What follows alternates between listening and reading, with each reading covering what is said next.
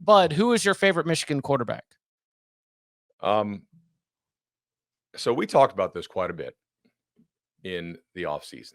And during the season win totals locks pod, we were like, yeah, it probably has to be Orgy because Michigan didn't do anything in the transfer portal to suggest that it has any interest in running the foot or in passing the football.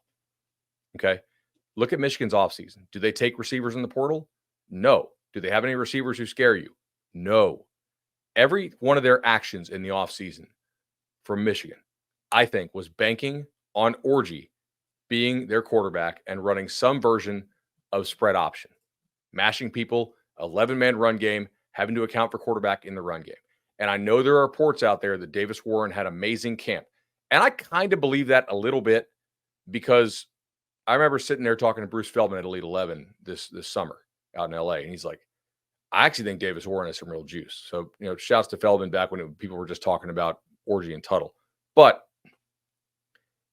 I don't think Michigan believed it. Otherwise, they would have gone out and got some help in the transfer portal at receiver, and they didn't. Do you know that Michigan's receivers tonight had 7 targets for 19 yards? Mm-hmm. Was that like 3 catches on those targets? 3 or 4? I don't know, but I'm pretty sure that under 3 yards per target is like, walk-on worthy. So 5.8 yards per target, man. That's efficient. So I don't really believe that I don't believe Davis Warren won this job in camp. I'm sorry. I believe that Alex Orgy lost this job in camp. I think that he had to be again, camp's closed. Media can't see it. I can't see it. My assumption here is that Orgy was so bad in camp as to be unplayable. They're like, well, damn it. Like, we really can't play this guy now from a passing standpoint. And honestly, if you look at it, the one pass that he just totally bounces like 6 yards in front of the guy, I was like, ooh, okay. I can kind of see that. But yeah, man, I'm downgrading Michigan quite a bit because I think that they built their whole offseason around Orgy being the quarterback. And apparently he couldn't win the job in fall camp. And I don't think it's a good thing. I don't think either quarterback played well. Mm-hmm. I don't think quarterback was their biggest problem tonight. I think that offensive line sucked. Oh, yeah. Where's Gentry? He just got beat out? Kind of funny. I don't know. But I mean, like we talked about it on the show, like Fresno State's got a bunch of dudes on their defensive line who are like, pretty light, a little light in the britches. They're not the heaviest guys. And there's like one play, Michigan, it's a 3rd and 1, and they literally go with 9 guys on the line of scrimmage, quarterback under center, running back behind him, and Fresno State stuffed them. And I don't think they were like their pass blocking was not great. Like, I'm not going to sit here and say Davis Warren played poorly because he wasn't getting blocked. And then, no, he was missing throws just on his own. But I also think he was like in a rush because he didn't really trust his line at all. In the second half, they started being able to kind of wear down Fresno, and they started finding some, success in the run game. But overall, like, that was a bad performance from that offensive line. And maybe it gets better as the year goes on. Maybe Michigan is like the first college version of that team that kind of starts slow, but gets better as the year goes on. And you start talking about, oh, nobody wants to see them in the playoffs. But like, what I saw tonight was very alarming to me from that offensive line. The defense was still fantastic. Although there were times where you got the Wink Martindale experience where they would blitz everybody.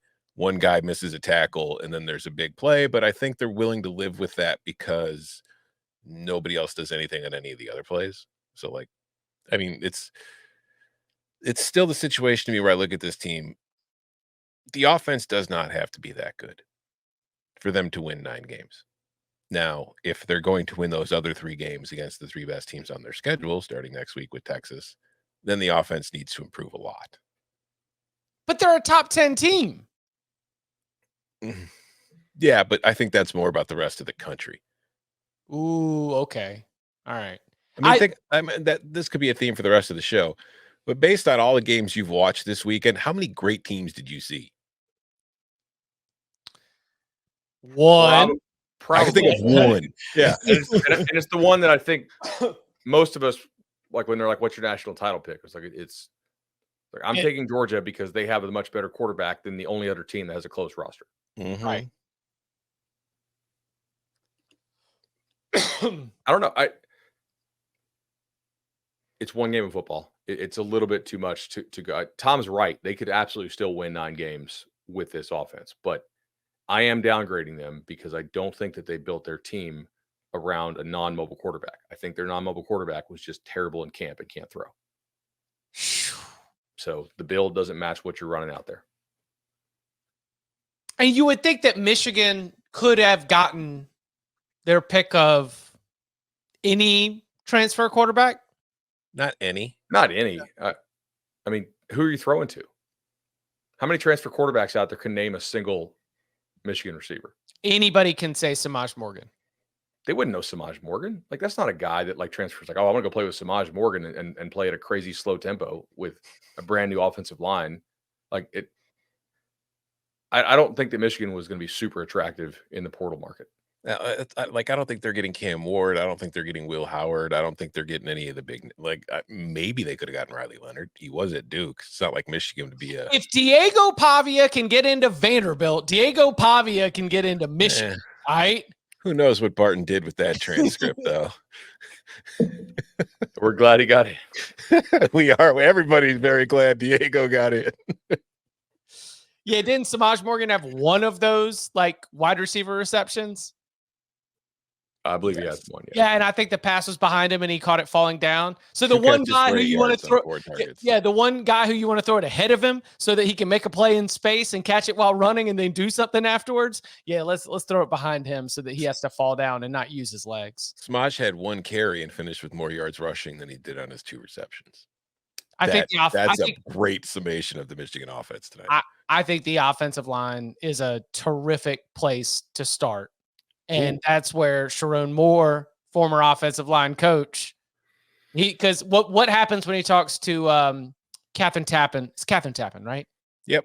Yeah, yep. Catherine Tappan after the game, he says, I thought the defense was great. We had a few explosive plays, but that'll happen. And that points to what y'all were talking about, where later on in the game, they did allow, some stuff that was a little bit, not there. But guess what? Then you also get the Will Johnson, makes everything right again. I mean, that guy is a freaking eraser. Can I just Fresno State, that play call?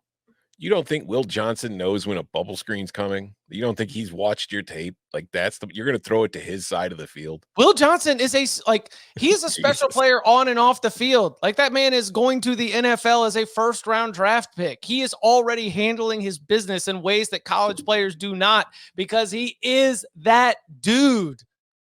I didn't see Sharon Moore smile a lot tonight. The only time I saw him smile was when he was talking about Will Johnson. That's what we're dealing with right there. But yeah, offensively, on the offensive line, Sharon Moore says we got to do the tiny things better. And when he says we got to do the tiny things better, I assume that in that umbrella is the offensive line has got to do a better job, because they are going to play better defensive fronts than Fresno State a lot. I do think Fresno's front for the Mountain West is the best in the Mountain West. Yeah, it's good for that league. Yeah. Yeah, because Boise's defense is terrible. I was a little bit disappointed, honestly, in Michigan's defense, that they did not just last year's Michigan defense is probably allowing sub 150 yards and pitching a shutout. I watched almost every snap of this game. They moved the ball a little bit. I kind of are not as good as they were last year. I kind of felt like they had the leverage until the offense just failed to put anything together, and it did kind of tip the other way. I'm not going to put too much at the feet of the Wolverines defense on this one. I know they have some D-line injuries, and the way they play these games, they didn't always play to blow people out last year either. So I am willing to, just evolve as we get more data points, which we'll get a pretty big one next week as Texas comes to town. Guess we just got a turnover.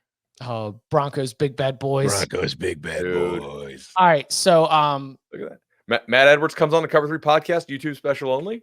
Check it out if you guys want to. And look at that.